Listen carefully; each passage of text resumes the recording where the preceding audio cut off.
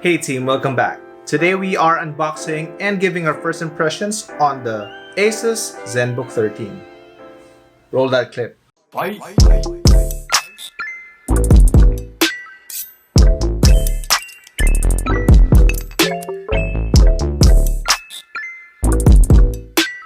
Okay, so ASUS just launched their newest ZenBook lineup, and they have two variants actually. 14-inch, the UX425, and this one, the UX325, which is the 13-inch.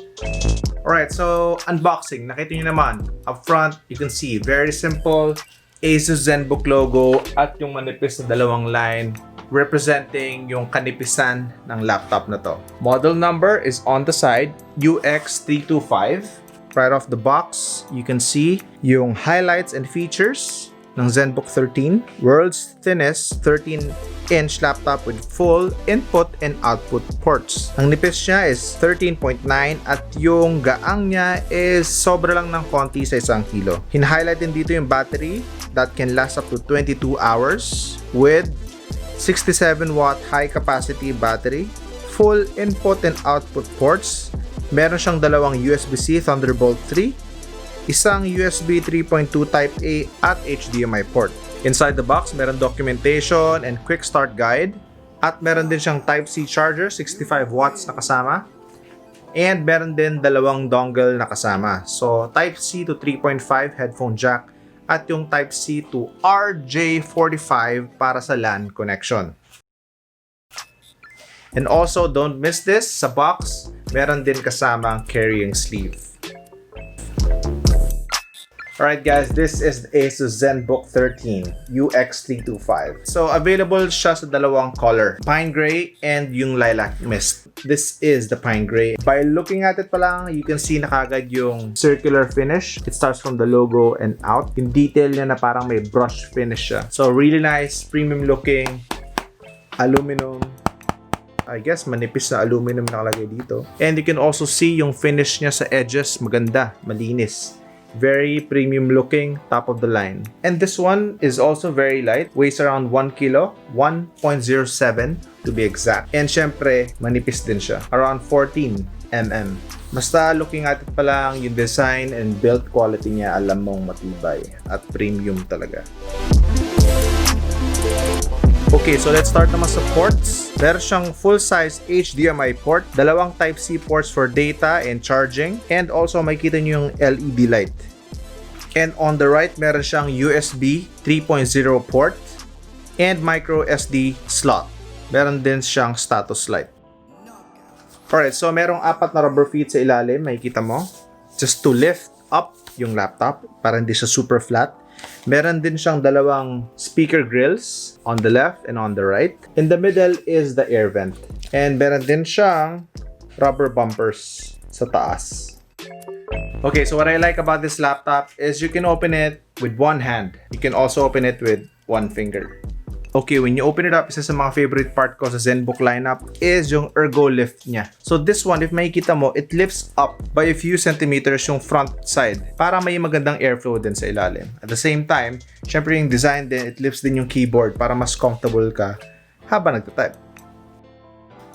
Alright, so let's check out yung keyboard niya. Full size, edge-to-edge, backlit keyboard. Actually, this one, you can adjust yung backlit niya in 3 settings, nakikita mo dyan.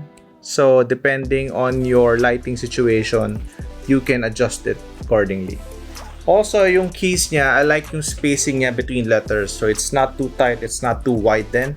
Comfortable naman mag-type. Yung sounds niya, pwedeng malakas if you want to and pwede rin discreet. So, enough lang for me. Satisfying naman mag-type. I like yung mga buttons na provided din for function keys niya. Like for example, yung F10 which closes yung use ng camera. So we don't need to cover it anymore.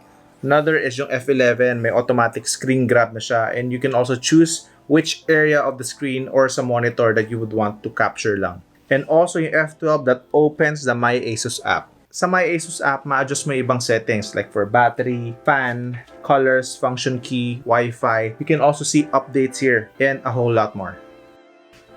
Alright, so here's something cool. Check it out. What? What? Yung touchpad niya, it's big enough for you to work on. Also, meron siyang glass finish on top para mas smooth yung performance nito. There are two icons on the top corners. The one on the right brings up yung number pad. It's actually called the ASUS Number Pad 2.0. It is LED illuminated numeric keypad which is also integrated dun sa touchpad. So easily you can enable and disable it by just pressing around 1 second para lumabas at mag-disappear siya. On the left side naman, adjust yung brightness ng numpad mo. Also, what's cool here is if you slide it, lalabas yung calculator nyo kagad. And then if you slide it again, mawawala yung calculator. Pero yes, hindi naman sasave yung mga numbers mo, so be careful.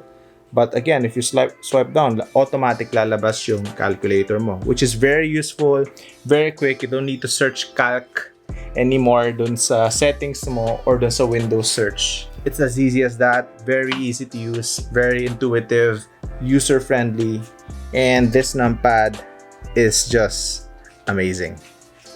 Very good. Now, during my time with this one, I didn't have any problem while using the numpad and also using the mouse kasi it detects if you're using the keypad or if you're just using the trackpad. So, when I'm doing this, hindi nag-input ng number. But when I do this, yan. Nade-detect niya. Depende do sa tap mo. So, that's really cool. That's really nice. A really nice feature ng ASUS Number Pad 2.0. Alright, so let's go to the screen. 13.3 Full HD display. Nipis din ang bezel niya. If makikita mo, it's really nice. Screen to body ratio niya is around 88%. And I like it. Yung display niya is really nice. Brightness, maximum of 300 nits. And yung viewing angles niya, very decent. So you can see, if tamang tilt lang, makikita mo pa rin. On top of the display, makikita nyo yung 3D infrared camera niya. You can use for video calling or you can also use for your Windows Hello Logon. Also, if na-notice nyo, itatrack kagad niya yung face mo once you open up the lid. And just like that, naka-log on ka na sa computer mo. So yes, wala siyang fingerprint reader or fingerprint scanner, pero meron naman siyang very fast na face unlock, which is good enough. It's quite accurate and secure. Let's talk naman about the battery. 67-watt battery of this laptop. It comes with a Type-C 65-watt charger. They say this one can last up to 22 hours of use. Siguro pag heavy use would last you around 7 to 10 hours, pero that's something that I want to try. Full charge and then use it for the whole day and see how long it would take for me to drain this laptop. But charging, I noticed from 0 to 60%, mga around 49 minutes. You get from 0 to 60%. It's not bad.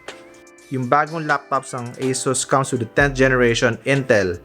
The one that we have is the i5, which is quad-core processor with 8 threads, model number 1035G1, and 6MB cache. Memory niya is LPDDR4X, 8GB onboard memory clocking at 3200 MHz. Storage ito is 512GB. Okay, so let's talk about the performance. Okay, so the 10th generation i5 in this laptop is really fast. I noticed it while doing a couple of blogging works, watching movies, watching videos, editing photos in Photoshop, and even editing videos in Premiere Pro. And na-notice ko lang yung speed nito comparing it with my Dell Latitude na 7th generation i7. It's really fast. It's way different than this one. Working time ko for rendering and even saving the file was cut in half or even shorter. Sa size ng 1GB. Hindi naman ako na-disappoint sa performance niya. I think that it works really well right now. I don't see any performance issues. This one did not disappoint.